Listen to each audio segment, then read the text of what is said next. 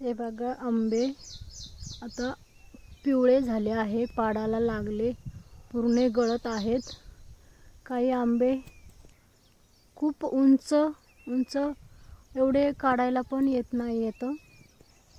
हे आंब्याचं झाड खूप मोठं आहे, एकदम फांदीला आंबे आहेत, ते काढता आले नाही, त्यामुळे वरच्या वरच पाड लागला आहे, पिवळे झाले आणि जेवढे काढता आले तेवढे काढले आहेत आणि वरती अजून आहेत थोडे थोडे आंबे।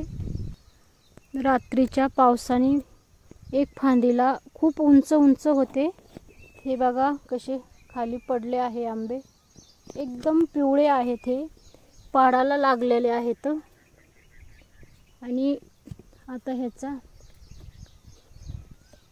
एक फांदी खूप उंच होते, हे बघा कसे आंबे पडले, रात्री वारे होत, खूप वारं आणि पाऊस सर्व पडून गेले आहेत।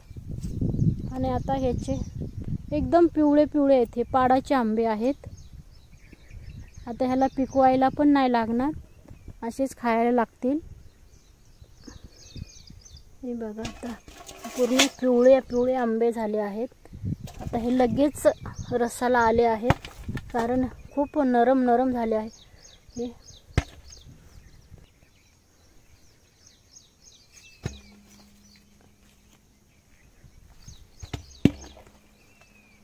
खूप हे असे पण काढता येत नव्हते, पण वाऱ्याने पडले आहेत आणि पाड लागलाय, त्यामुळे गळून गेले आहे सर्व।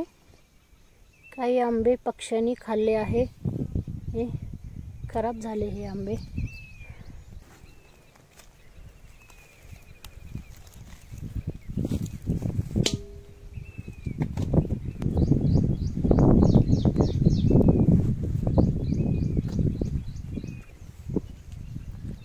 हे बघा आंबे एवढे निघले आहेत, हे पाडाचे आंबे आणि खूप खायला पण खूप गोड आंबा आहे।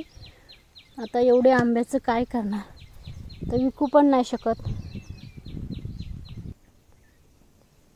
या आंब्याचा मी आता रस बनवत आहे, खूप टिकवायसाठी ह्याचा रस बनवत आहे, कारण आता एवढे आंबे तर खाऊ नाही शकत। ह्याचा रस बनवून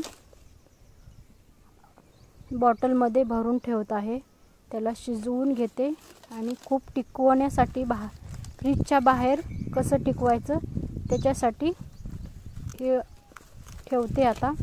आणि एक गोष्ट अजून, आंबे उतरलेले आहेत, ते पण आंबे खूप आहेत आता, ते पण आंबे आता पिकायला आलेले आहेत। आणि हा तो एक आंबा एकदम वरती होता फांदीला, त्यामुळे काढायला आलेले नाही आहेत, तर खूप उंच असल्यामुळे हे वरतीच राहिले। आणि आता हे पाडाला लागून रात्री पाऊस खूप पडला आणि त्या पावसाने वाऱ्याने एवढे पडले आहेत, अजून कुठे कुठे तरी आहेत, पण ते काढता येत नाहीत, असेच पडत राहणार। करा, शेअर करा, सबस्क्राईब करा, धन्यवाद।